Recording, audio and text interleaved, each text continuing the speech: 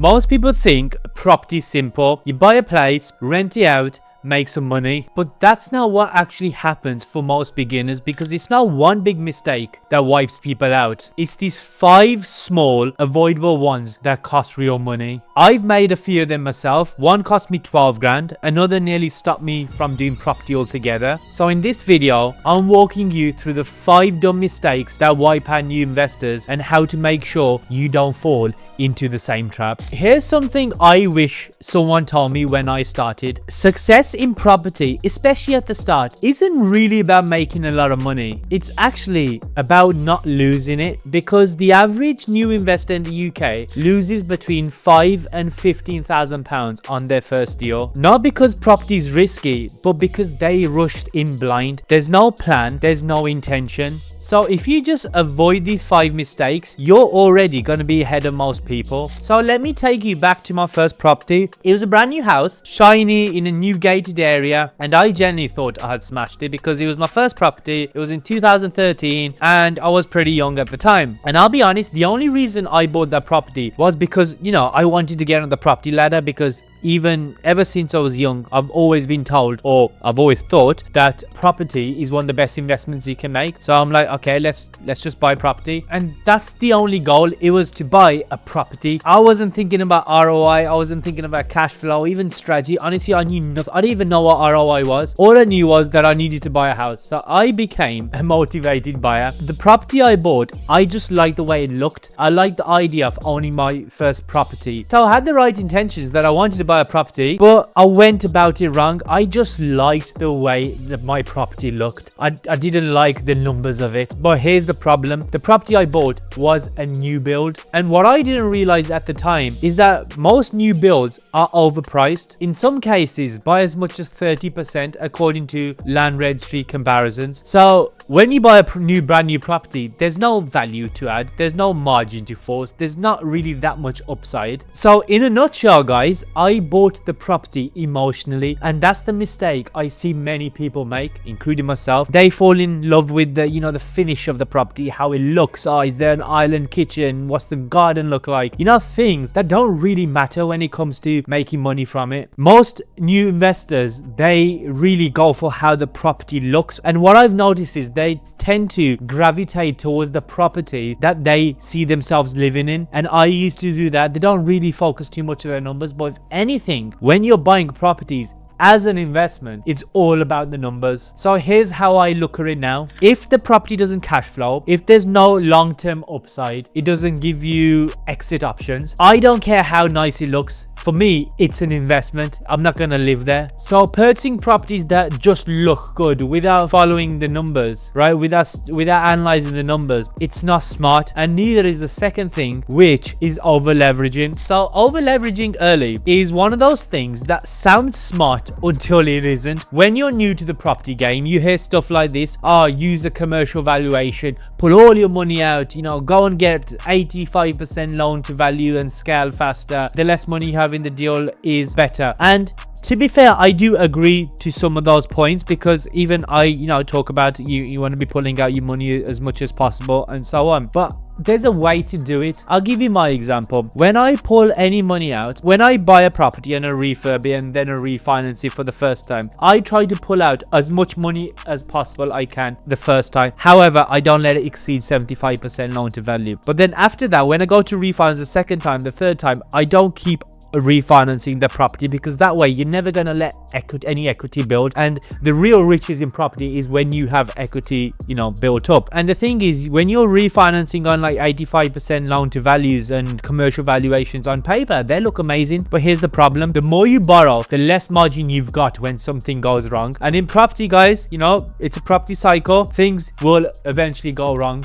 You're essentially relying on that refinance to come back at a certain number. You're relying on interest rates staying low, which we all know never really happens. I mean, just look at the last few years. Interest rates were historically low. People thought that was a new norm. There's over leveraging, and then when the interest rates rose, a lot of these people, you know, they have to hand their homes back in. But anyways, you're relying on nothing delaying the process as well. So you're basically hoping that all your, you know, all the good things happen simultaneously, and in property that never really happens. And even if it does, you still have to be prepared just in case it doesn't, because essentially you really have to think about, what if the valuation comes back short? What if you're not able to refinance for some reason or the other? What if the lender pulls their product halfway through? And I've seen it time and time again when people, they try scale fast using aggressive finance, and then they get stuck with their money locked in the deal, or worse, owing more than the property's worth, which is what you call negative equity. And when you're in negative equity, or even if you're not in negative equity, if you're over leveraging and the market turns, it's game over for you. That's exactly what happened in 2008. People were over leveraged. They were taking 100% loan to value, sometimes even more. And of course, you can argue that during that time, banks were just crazy. They would lend out anything, you know, 110% and so on. But it's the same principle. If the banks start pulling any lending,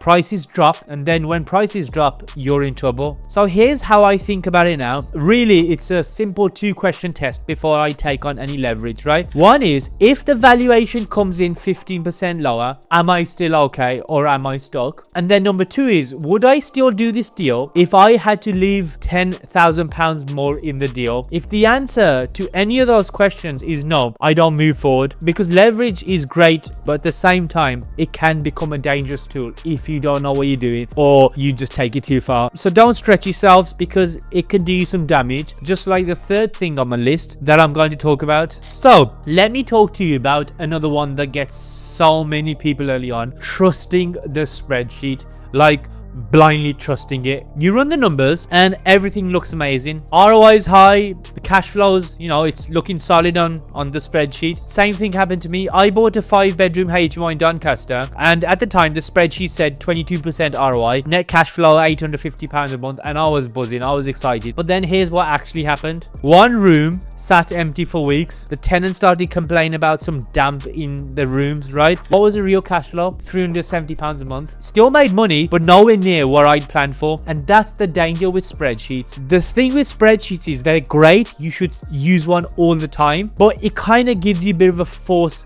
sense of reality, because the truth is, as useful as these spreadsheets are, and guys, just to clarify, I use a spreadsheet pretty much every single day because you have to. Just remember, and you have to understand this, that spreadsheets don't predict when something goes wrong, right? They just assume everything runs smoothly, which, let's be honest, it never does. I mean, I've been involved in at least 200 property deals now in the last 2 years from my deal sourcing business. And how many of them really just go squeaky clean as planned? Probably, I'm just making a number up here, but hopefully you get the idea. I'd probably say like 30%, 30 to 35% go perfectly smooth. The other 65%, there's always something. There's always, when you start, you know, ripping the property out, maybe you uncover some things that now need extra money to be refurbed. Maybe there's a slight delay because one part couldn't come, or the builder was busy. There's just so many parts, guys. It's just not in our control, right? But the point is, if you're doing property, it's the same thing's gonna happen to you, which means you just have to expect not everything to go smoothly. So here's what I do now. I have a few rules actually. If the spreadsheet shows a 20% ROI, I ask myself, would I still do this deal at 15%? Because if the answer is no, I'm not doing it. It's really as simple as that. And I always